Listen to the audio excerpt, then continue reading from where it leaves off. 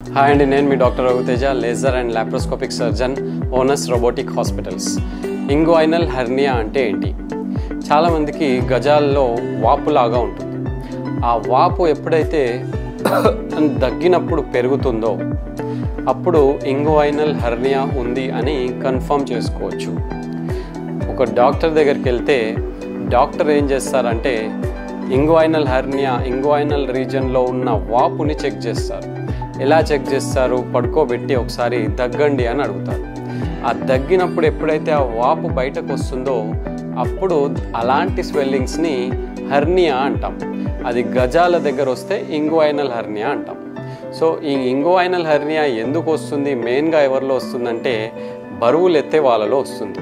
Labourers కానీ లేదా weight lifting, జిమ్లో వెయిట్ లిఫ్టింగ్ చేసే వాళ్ళు కూడా బరువు ఎక్కువగా ఎత్తడము, ప్రాపర్ గైడెన్స్లో ఎత్తకపోవడం వల్ల కూడా ఇంగ్వైనల్ హెర్నియాస్ అనేవి వస్తాయి.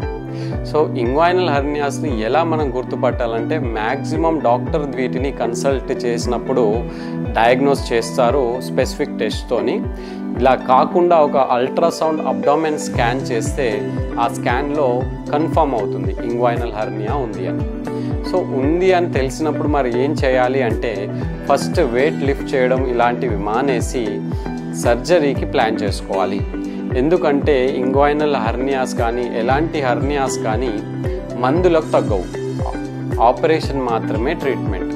సో ఇంగ్వైనల్ హెర్నియా ఉన్నప్పుడు సర్జరీ, ఎలాంటి సర్జరీ చేస్తారు అంటే 2 రకాల ఆపరేషన్స్ ఉంటాయి. ఒకటి లాప్రోస్కోపీ, రెండోది ఓపెన్ సర్జరీ అంటాం. లాప్రోస్కోపీ అంటే చిన్న హోల్ నుంచి సర్జరీ అయిపోతుంది కెమెరా సహాయంతో. ఎలా చేస్తామంటే చిన్న చిన్న హోల్స్ 3 చేస్తాము. బొడ్డు దగ్గర ఒకటి, ఆ సైడ్కి ఒకటి, ఇటు సైడ్కి ఒకటి చేసి లాప్రోస్కోపిక్ ఇన్స్ట్రుమెంట్స్ అని పొడవుగా ఉంటాయి. ఆ ఇన్స్ట్రుమెంట్స్ని పెట్టి ఎలా చేస్తాము లాప్రోస్కోపిక్ సర్జరీ అంటే చిన్న హోల్స్ 3 చేస్తాము. ఒకటి బొడ్డు దగ్గర, ఇటు సైడ్, ఇటు సైడ్. ఆ హోల్స్లో నుంచి లాప్రోస్కోపిక్ ఇన్స్ట్రుమెంట్స్ అని పొడవుగా ఉంటాయి.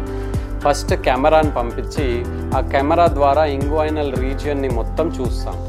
చూసి ఈ ఇన్స్ట్రుమెంట్స్ సహాయంతో ఆ ఇంగ్వైనల్ హెర్నియా లోపలికి ఏదైతే పేగు వెళ్ళబడిందో దాన్ని కిందికి లాగి ఫస్ట్ ఆ ఇంగ్వైనల్ హెర్నియా మొత్తం చూసుకొని అప్పుడు డిసెక్షన్ చేసుకొని జాలి పెడతాం, మెష్ అంటాం. సో ఇది ప్రోలిన్ మెష్ అని ఉంటుంది. ఈ మెష్ని పెట్టి ఫిక్స్ చేస్తాం. ఎందుకు మెష్ పెడతాము అంటే ఒక రీఇన్ఫోర్స్మెంట్ కొరకు, స్ట్రెంగ్త్ కొరకు, మళ్ళీ రాకుండా ఉండడం కొరకు, అంటే రికరెన్స్ అవాయిడ్ చేయడానికి.